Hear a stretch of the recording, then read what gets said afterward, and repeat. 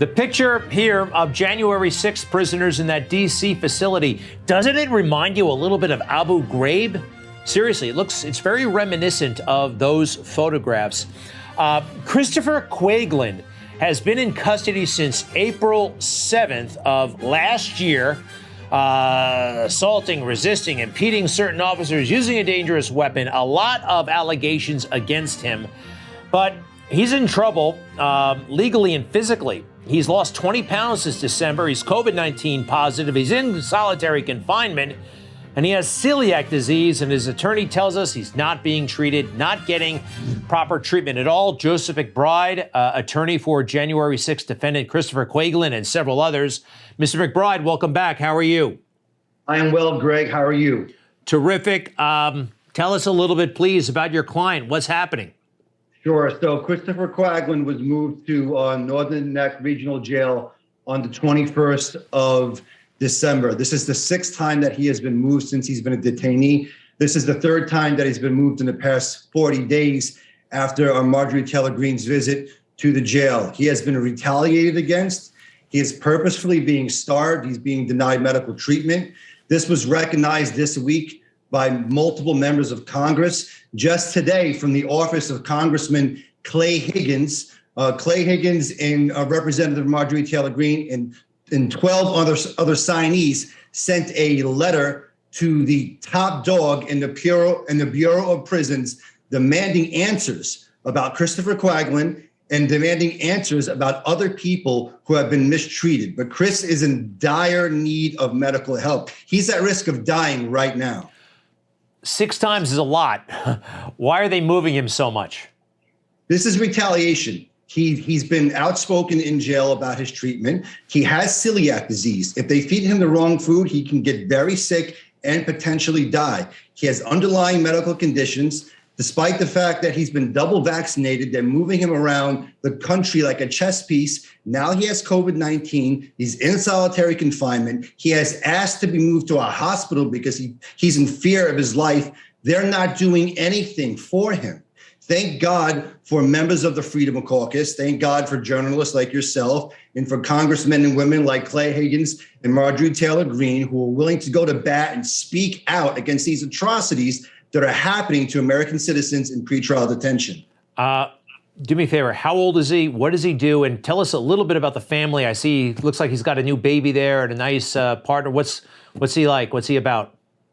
Sure. So Chris is, he's in his 30s, recently became a father, salt of the earth, all-American guy. No previous contacts with the criminal justice system. He's the guy you call when you need a favor. He's the guy you call when you need something going on in your life and you want to talk to him for advice.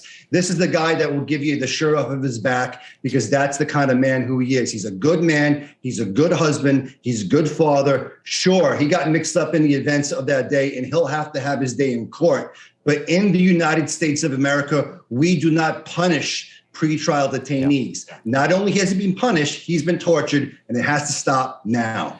The Give, Send, Go, we just put it up. Justice for Christopher Quaglin, Quaglin. And thank you. Please give my best to him and his family. I'm so sorry. This does seem outrageous to me. So many are being, I think, punished before they've been convicted, and it's not right. It's not American. Continued success in your work, Joseph McBride. Thank you. Thank you, Greg. Have a good night. All right, we'll be right back. Disclaimer. The views and opinions expressed on this panel show are those of the individual speakers and do not necessarily reflect the views or positions of this channel, its affiliates, sponsors, or production team. This content is intended for informational and entertainment purposes only. Viewer discretion is advised. We encourage respectful dialogue and critical thinking around the topics discussed. It's gonna come out how it come out. You feel me? Yo, none of this is rehearsed. Everything is off the top. Vulgar. Welcome to the man cave. Yo, what's good? Welcome back on this Wednesday night to the man cave. Yeah, we got a good show for y'all tonight. Y'all see the main topic. We're going to get to that, but we got a few important things to cover. I'm going to hand this over to Gray let him take it on from here for a little bit. Go ahead, Okay, Greg. for sure. Appreciate it. So, Chris is our guest tonight. Chris actually was a part of January 6th. And so we'll get into the story. We really appreciate Chris coming. Chris, so this is your first time here. Where did you grow up? So I grew up in Monroe Township, New Jersey, kind of a rural area, and then became an electrician and had to go to college, right? So I went to Rutgers. I didn't necessarily go to Rutgers, but I did get a apartment building right across the street from the girls' dormitory. So then I spent a bunch of time there, and then I resided in North Brunswick, up until January 6th. What's a childhood memory or experience that shaped who you are today? Not really. I was actually 9/11 did a little bit. I wanted to join the Army first, Marines second, and because of food allergies, they denied me. They told me I could never kick doors, and maybe I could go on a ship somewhere. I didn't want to do that.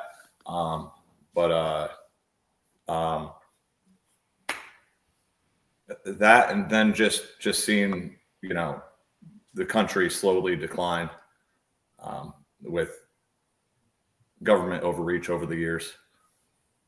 For sure. Who was your biggest role model growing up, and what did you learn from them?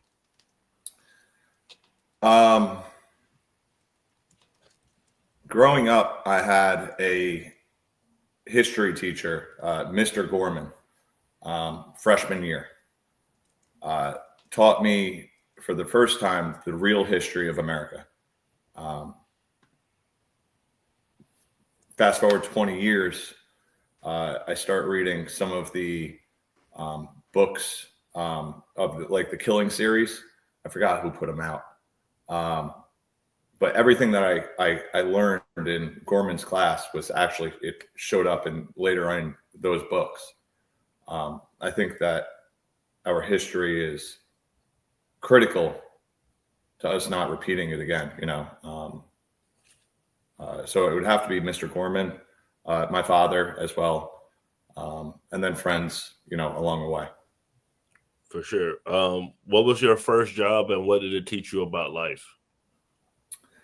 My first job, I worked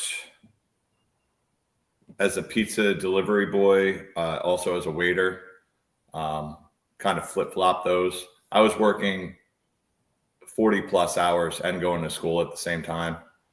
But before that, even, I was working odd jobs doing, whether it be gardening or mowing lawns or stuff like that. For sure. I appreciate you answering all the questions. I'll let Enzo go. I know he's the person that found you and brought you on the podcast. Yep. So yeah, welcome, Chris. Thanks for having me. To ask. No, I appreciate you even coming up on my live and showing me everything that you've sent over to me so far. I've been combing through everything myself. So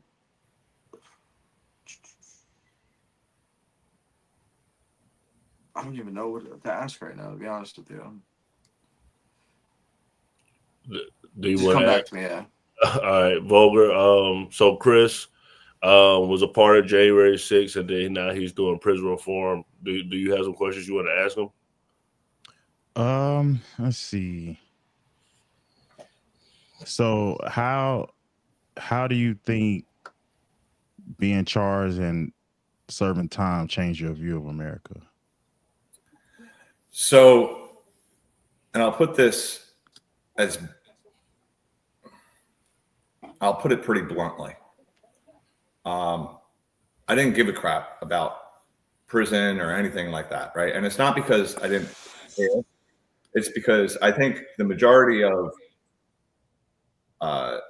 Americans who don't have to deal with it, or who hadn't had a loved one go into the prison system, they just don't know about it, right?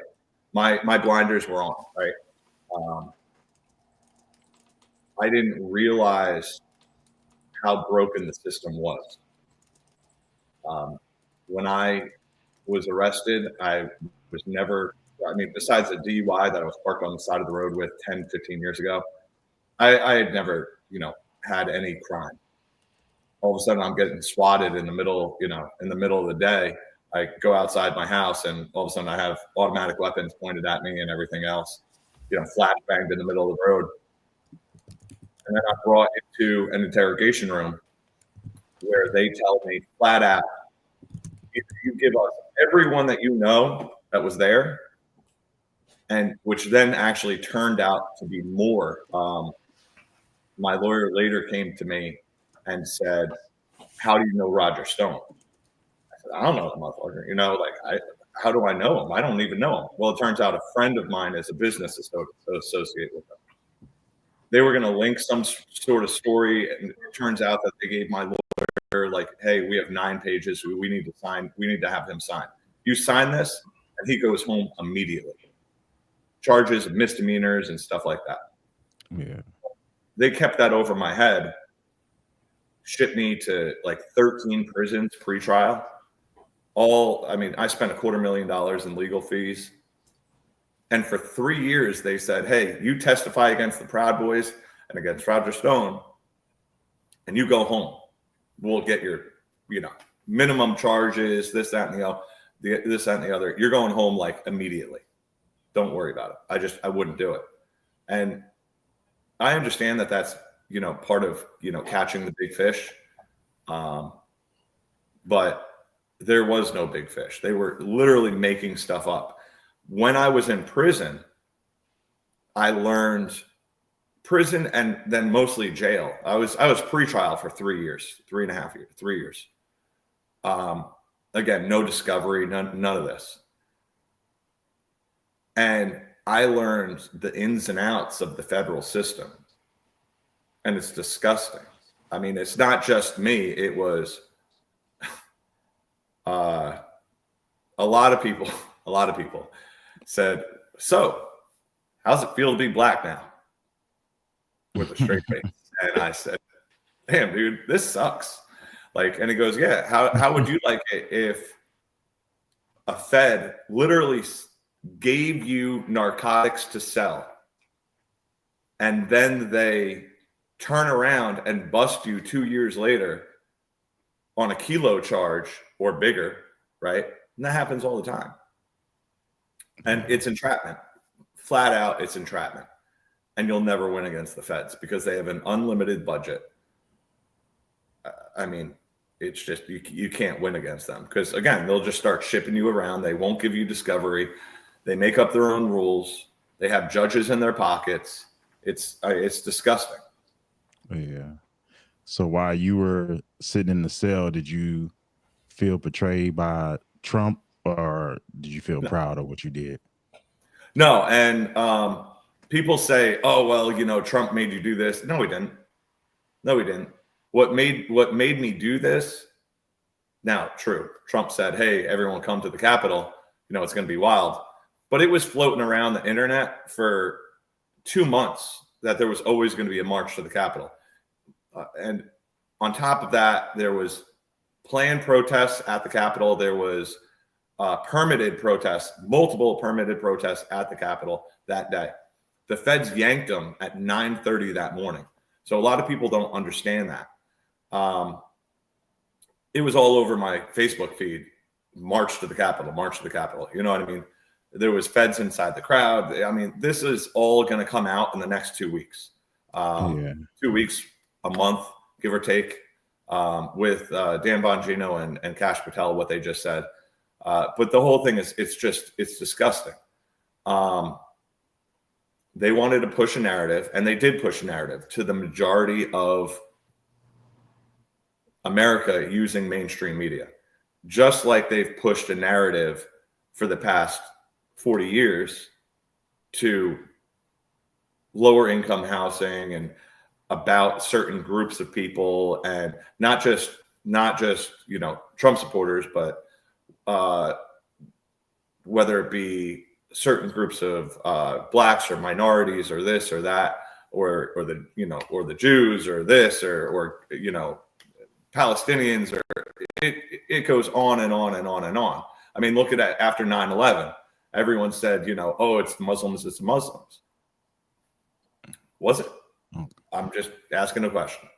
Yeah, it was, but was our government involved? I don't know. I'm not putting on the tinfoil hat. I haven't looked into it enough. But our government has been misrepresenting the American people for as long as I can remember, and way before that, really, it got bad the last 50 years, since the 60s and 70s. That's when it kind of up-ramped, in my opinion. Yeah. It was before my time, but everything that I'm reading, that's where it really, really up-ramped. So do you think if this was 2020 and it was Black Lives Matter, do you think they would be in the same situation you were in? Well, two things. One, I think it was because of all the BLM protests that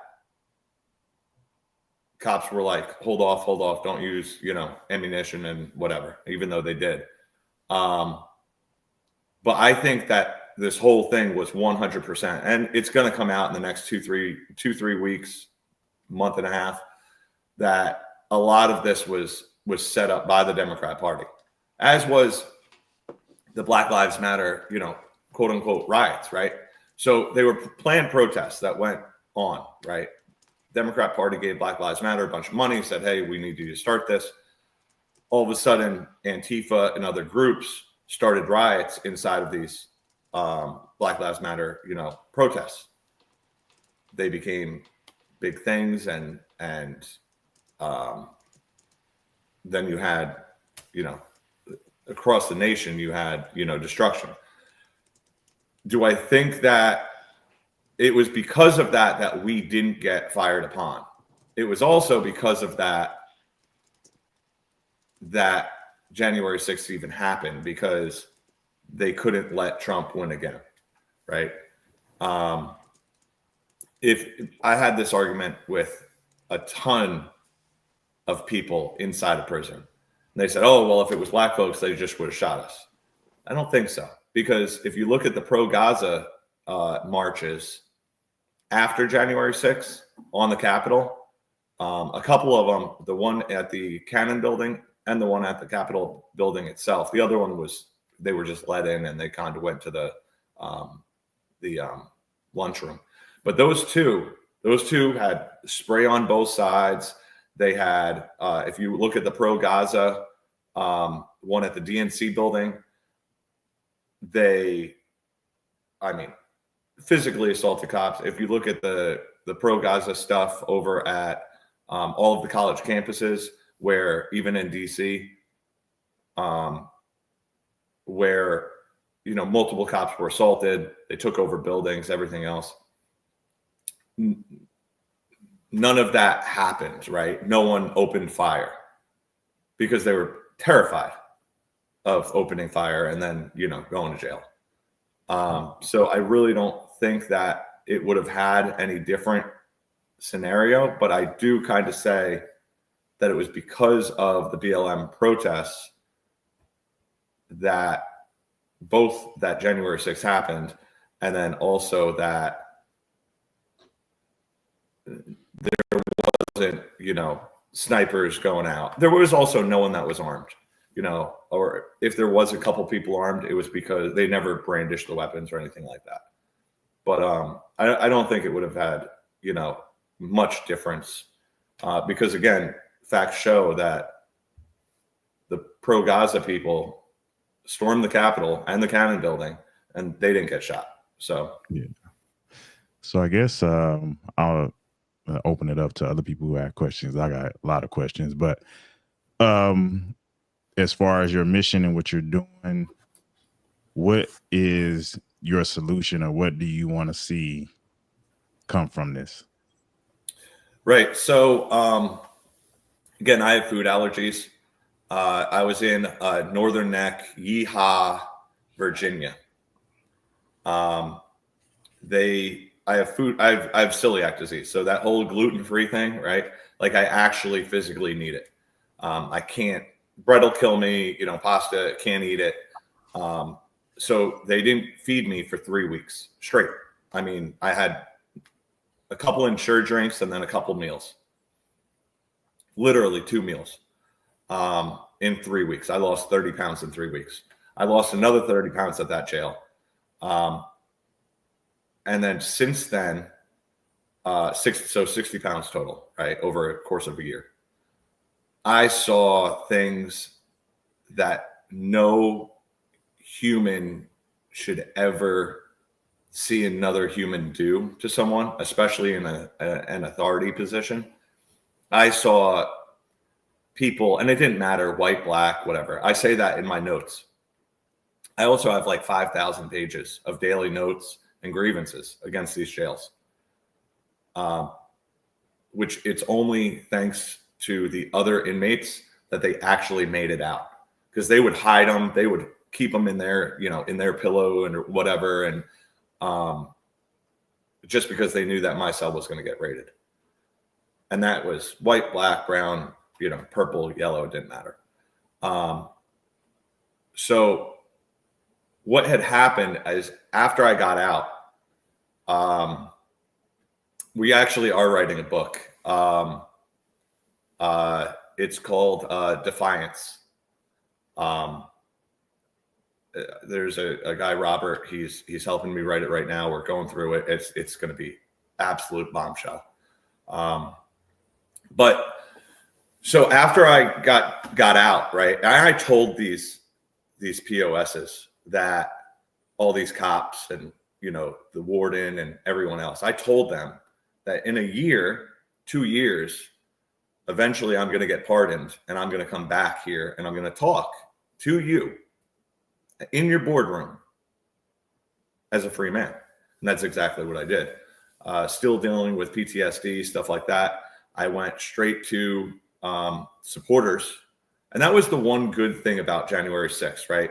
Is with all of us getting locked up, the one thing that we had that no other real group of incarcerated people had is we had a voice, because we had supporters across the nation that said, hey, listen, this is screwed up. Why are these guys being treated like this?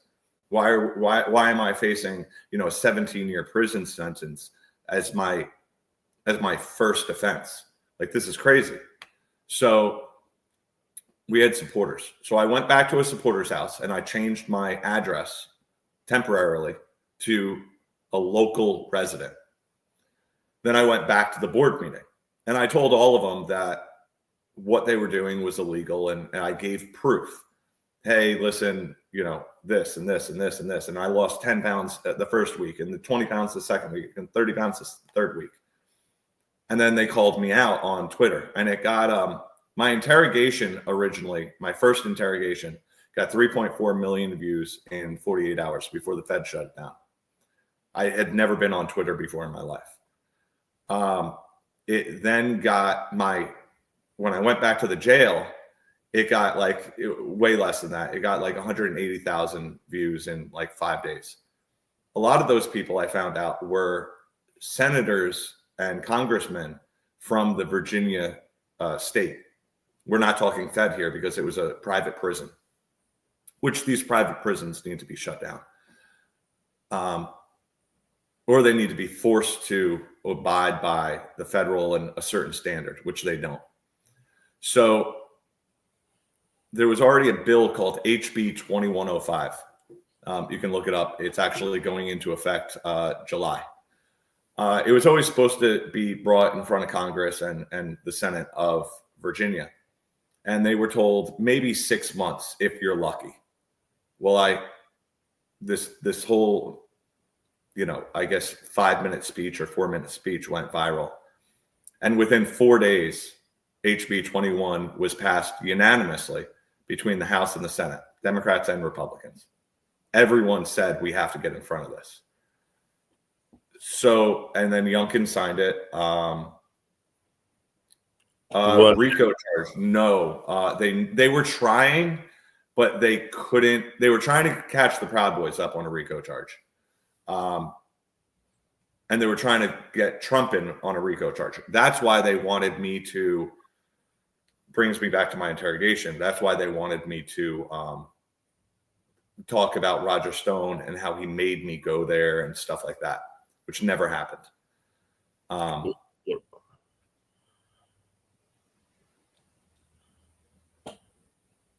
So I'm being asked about the inside job. It was 100% an inside job. So if you look at it, if you look at what happened, there were feds in the crowd. There were informants in the crowd.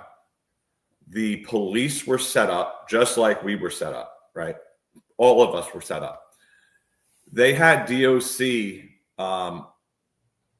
Department of Corrections, and also BOP, Bureau of Prison, people who they flew in, right? Paid them double time and whatever they wanted. And they said, okay, you're here to defend. And they said, okay. Well, a bunch of these BOP employees, some of them that I served time with, they were guards. They said, so they were told, okay, you go over to this monument. Okay, you guys go over to this monument. Okay, you guys go over to this monument. And they're over there like, dude, we're in the Telegram groups. We're in the 3%ers. We're in the, the Oath Keepers. We're in, why are we going to the Capitol? Everyone's going to the Capitol. And they were like, don't worry about the Capitol. We got the Capitol covered. So they purposely limited security. They 100% did not, there was the 20,000 National Guardsmen that Trump said, hey, bring them in. I'll pay for them. Federal government will pay for them. Bowser said no. I mean, there was something in the air that day. You could feel it. Yes, 100%. I was charged with everything under the sun. I was charged with 111Bs, 111As, which is assault with a deadly weapon, 111As, which is just assault, and then being on Capitol grounds and this and that and whatever. I pushed some cops in the tunnel. Someone handed me a can of mace. At that point, I'd been concussed multiple times, beaten the head with batons. They struck first. I mean, I saw someone who I thought died right in front of me. Turns out he didn't. He was a Gulf War vet. He just collapsed right in front of me. And that was because they were cooking stun grenades and flashbangs. They would pull the pin and cook them in their hand. 1, 2, 3. Then they would let them loose so that they would purposely blow up about head high. You can see a lot of this. They opened fire with rubber bullets on mostly a peaceful crowd from an elevated position, all headshots. You can see that in the last headshot was Josh Black. He got shot through the mouth and it was lodged in his cheek, blood all over the place. So my biggest assault was me going up to the cop, throwing my arms around, blah, blah, blah, blah, blah. Sorry, having a hard time moving this arm. I just got 8 hours of tattoo work. So I'm moving my arms, and then someone, and it turns out to be an Antifa member, Landon Copeland. He admitted to being an Antifa member, by the way. He pushes me from behind. I fall into the cop. I never get, in my interrogation, the FBI agent says, you never hurt anyone. Don't worry about it. Like, you're good. Just give up the names. You're going home immediately. Misdemeanor charges. Don't worry about it. Well, after we get that video from the feds, 4 months after January 6th, all of a sudden this cop, Robinson, all of a sudden has chronic back pains and everything else. And my points shoot from like a 26 all the way up to a 35 because of that, which then gave me 4 years compared to 17 and a half years. Like, the whole thing was just complete BS. I should have had bond. We were giving up over $1 million of houses for bond if I would have ran. My house alone was worth $650, something like that. And then we had two other houses, her parents' house, my ex-wife's parents' house, and then my parents' house. So well over $1 million in houses. Like there's no reason why I should not have gotten bond as a first-time offender. In fact, the New Jersey judge says, listen, you're getting bond. You have a brand new kid. Are you going to run, Mr. Quaglin? I said, no. He goes, no, you're not going to run. You know why? Because you have a brand new kid and you're going to lose 3 houses, and you have a 2-month-old baby boy, your first child. I don't think you're going to run. You've never been charged with a crime before. You're going to put an ankle bracelet on, and that's what's going to happen. Well, the feds immediately break it back to D.C., and it goes in front of Judge Boasberg. Boasberg? Yeah, I think Boasberg. It goes in front of Judge Boasberg, and she says, you made my friends run for their lives on January 6th. You're not getting bond. Nope. For sure. That's crazy. And it happens all the time. It happens all the time in the feds. Yeah, the feds, that I hear a lot about it. Slim, Chris is a January 6er. He's now doing prison reform. I know you agree with him where it's a Democrat inside job. Do you have questions for Chris? Oh man, questions. Questions is not really the word. First off, I want to say salute.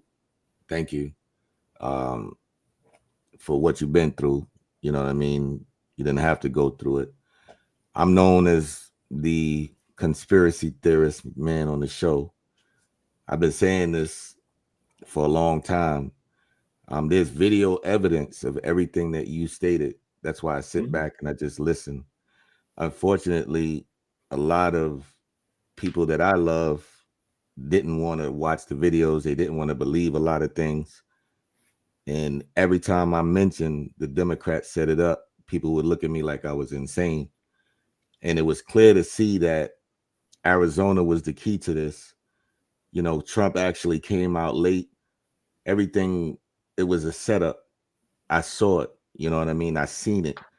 That day, I wish I was there, but I was there in spirit. I was there watching. And I remember it when Arizona did not approve it. That's when everything hit the fan.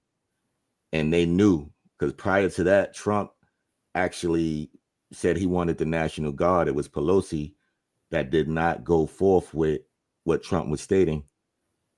And all that happened on the Democrats' watch. It was all set up by the Dems. Just like you said, they did not want Trump to win. So from that point on, I had to do more research. And it was why. It was more so of why don't they want this man to win? What is it that he has on them? And just like you said, what it is the last 50 years, they've been manipulating us as a people, destroying us internally, health-wise, however you want to look at it. And this is one man that's here to stop it, and it's going against their agenda. So they're willing to do whatever it takes to keep him from being in office. I saw that from the day, man. So I don't really have questions because I know what you went through, because I was the guy following this ever since January 7th. So again, I salute you. Chris, did you want to respond to that? I mean, I appreciate it. There were a lot of people in jail that were pro-Trump and said, listen, man, there's no way Trump didn't win. Like everyone I know, and we're talking when I was pretrial in Newark, New Jersey, right? I was the white guy. So as soon as, which was a couple weeks, or a week after, like my cellie was like, bro, he's cool. You know what I mean? Like he's not a snitch. He's not a chomo. And he's not a racist. Like he's cool. Like, yeah, he likes Trump. Yeah, and this is when January 6th stuff was going all over the news. Hey, Quag, you're on the news again. And I was like, no, we just all look alike. And that was the joke. Yeah, it was pretty obvious once we got into the feds towards 3.5 years later.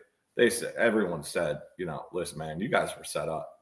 And they said, when I was going up against, and I was in DC or Lewisburg, actually, because we were actually in with DC guys at that point. In DC, they had separated us because they had called us all white supremacists, the guards now, and higher ups, like the warden at the time and other things like that. Lieutenants, captains had all called us white supremacists and, white nationalists and KKK members and everything else. So it wasn't safe for us in the DC jail. So then they separated us and they gave us like our own pod or whatever. But once I moved into Lewisburg, we were with a bunch of DC cats. It was myself and 2 other January 6ers. And that's when they really were like, hold on, man, these guys are like hated, because they said, listen, we know, never go up there. You don't cross that line, because once you cross that line, forget about it. You don't mess with those people. I said, man, screw those people. I said, man, then that's why they're offering you 8.5 years as a plea bargain. They wanted everyone. This is the original agenda, was to get everyone to say Trump made me go there. If they had enough people to do that, then the RICO started, the RICO stuff started popping off. If they had people like me and a few others who had indirect ties that they could then say, no, that's a direct tie to Trump.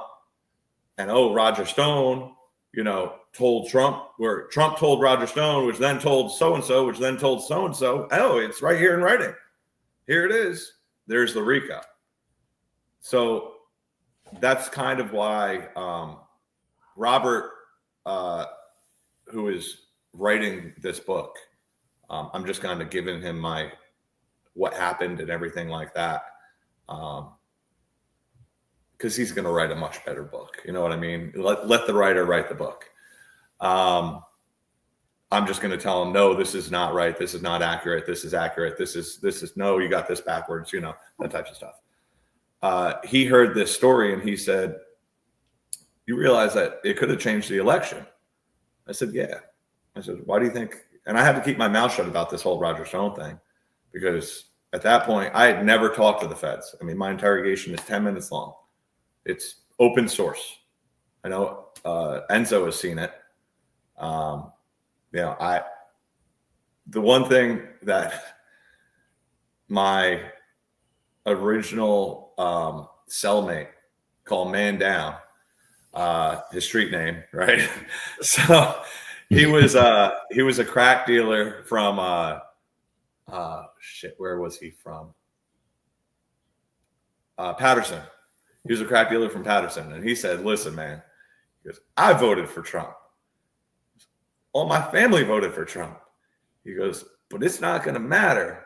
They tell you either you snitch or whatever. And he goes, you got to do time. You're going to do some pretty hard time. You're cool. If you're cool with me, you're going to be cool with 99% of the people in there, as long as your paperwork is good. And you got to look yourself in the man, or as a man, you got to look yourself in the mirror. And I listen, I still haven't held my son. It's been 4 years, but sorry to hear that. I appreciate it. And we're fighting the custody battles, and we're going to win. Right. But eventually I'm going to have a conversation with him. And I'm going to say, Nathan, I couldn't do that. I couldn't take another man away from his family just so I could be home with you. That's called being a man. That's called standing up. I couldn't teach you. Your first thing that I ever teach you is it's okay to throw someone else under the bus. No, you got to be a man. When you stand up as a man, you face your consequences. Right, wrong, indifferent, but you do 2 things. You stand up for what you believe in, and you stand up if you do get caught, and you face the consequences of your actions. End of story. Hey, I got another question for you. Yes, sir. So, Slim, along with me, Enzo, we all conservatives for Trump. We get a lot of statements saying we only rock with Trump because Trump is cool, or it's the cool thing to do. It's what's in now. We don't really believe this stuff. And I wanted to ask you, what makes you choose to be a conservative Republican if you fall into that? Or why do you rock with Trump? But like on a personal level, family, all that, what makes you a conservative? So every time I took a test, political test, I was more libertarian with conservative views. I took one recently. It wasn't like a real in-depth one. Ever since I've been out of prison, I would like to do one again because my views have changed a little bit. But the real thing, why I rocked with Trump, and I rocked with Trump when there were 17 other Republicans up there, right? Back in 2016, I said, Trump's going to win. And they said, you're out of your mind. I was a Trump fan for a year and a half prior to the election. And they said, well, why do you think he's going to win?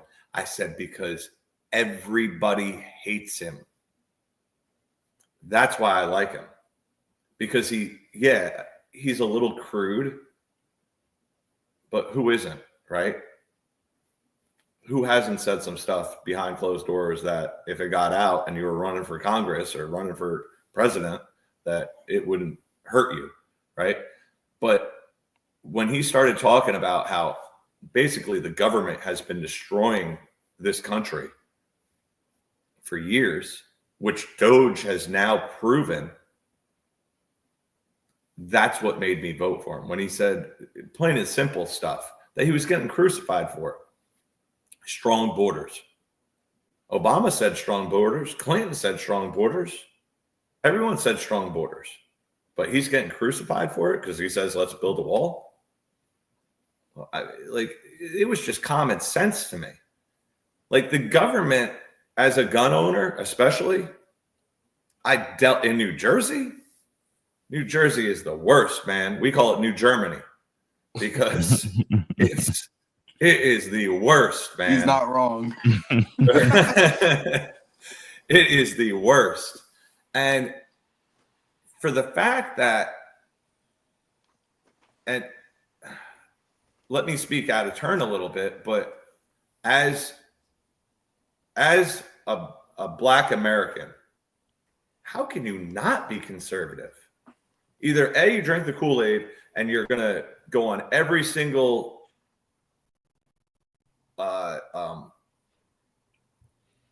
welfare, Section 8, this, that, and the other, every single Democrat program. Bribe. Incentive, bribe. Yeah. Either you're going to go full tilt on that side, or if you want to open up your own business and, hire who you want to hire and run your business how you want to run it and have low taxes and have this and have that. And then you have your kids and maybe you are in a nuclear family that you're still with your wife, or even if you're not with your wife, you're taking care of, you're paying the child support, you're doing this, you're doing that, you're doing it the right way. How could you not be a conservative?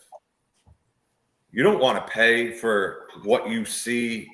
I don't want to pay for, forget about even Blacks. I'm talking about the illegals. Because in Jersey, in New Brunswick, man, I've seen so many illegals out there with their EBT cards and their this and their that. And I'm walking out to my 1992 Ford Ranger, right? And they're walking into a 2012, brand new, all souped up Escalade. I said, how is this right? I can't get that EBT card. You know what I mean? Like, this is crazy. I don't want it. And they're illegals. Like, I don't want to pay for it. Yeah. To me, it's common sense. Either you go one way or you go the other way. And I'm pretty sure that's why part of why the country is so divided right now. Hey, you said something earlier. Hold on, I want to give it Easy and Enzo because you got to do your video. Easy, do you have a question for Chris? Yeah, I just want to say, salute, man. You're definitely brave, man. You're a brave person, brother. That's all I gotta say for real. Thank you. Brave. Like I said, they hate it. The one guy I still give money to in the feds. He's there for life right now. From Chicago.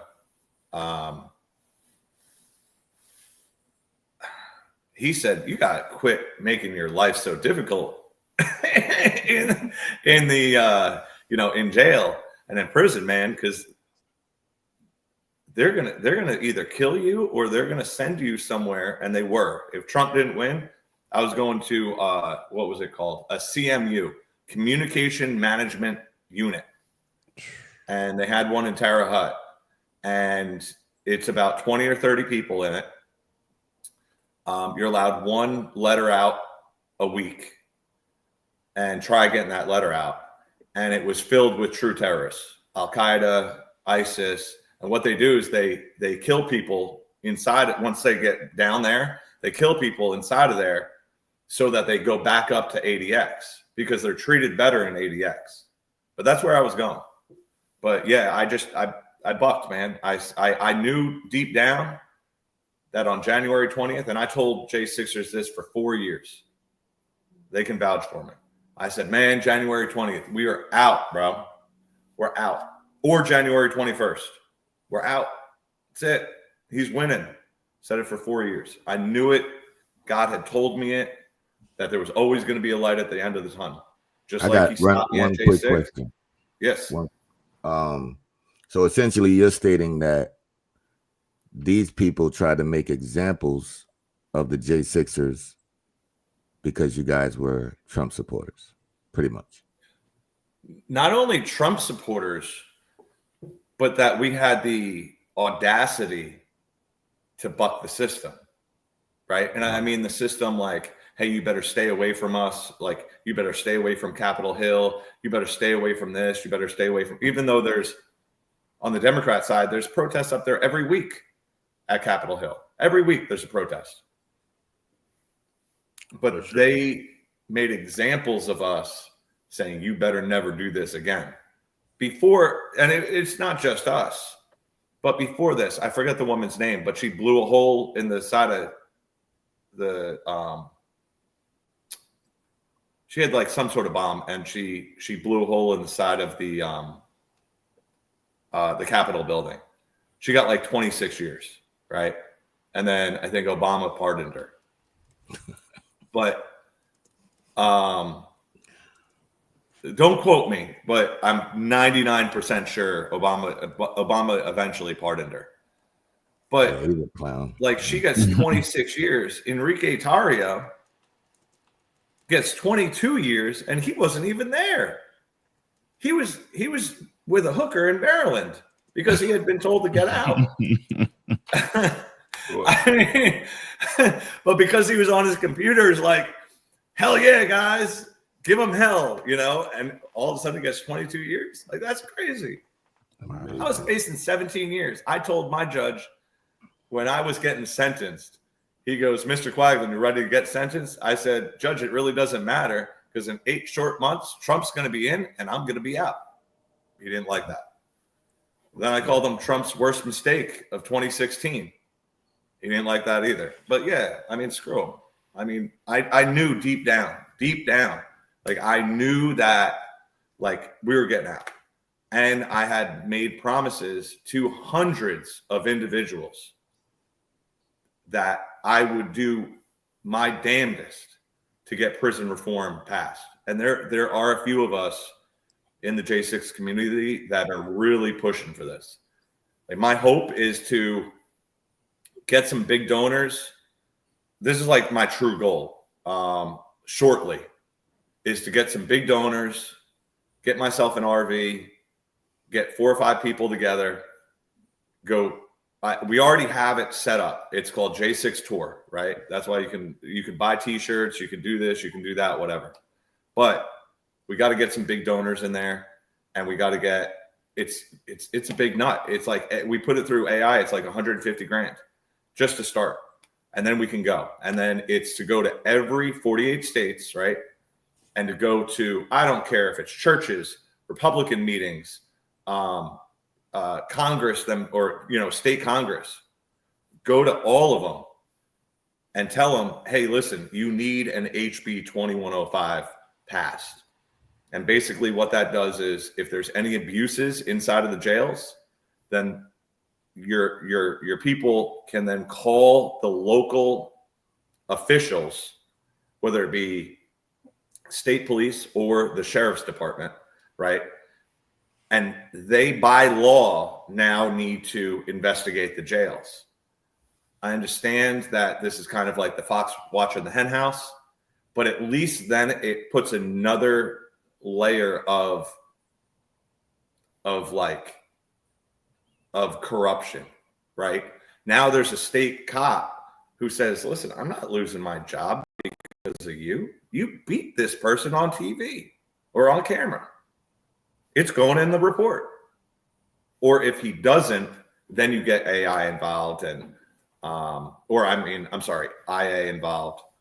And it's just one more step of corruption. That's the biggest thing that 2105 does.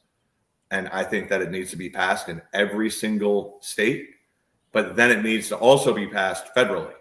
So I'm calling out Trump. I'm calling out, even the good people that have helped us and helped me personally.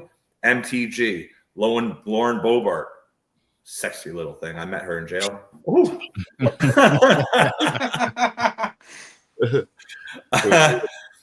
And after you haven't met a woman in like 2 years and she comes walking in this red little dress, like, oh. Wow. But even those people, they literally have said to me, MTG said to my lawyer who talked directly to her, was, what does Quaglin expect me to do? I'm only a congresswoman from Georgia. So it has to be so much higher than her, because the BOP and the DOC and the DOJ is on this rogue course. And both Democrats and Republicans have said this.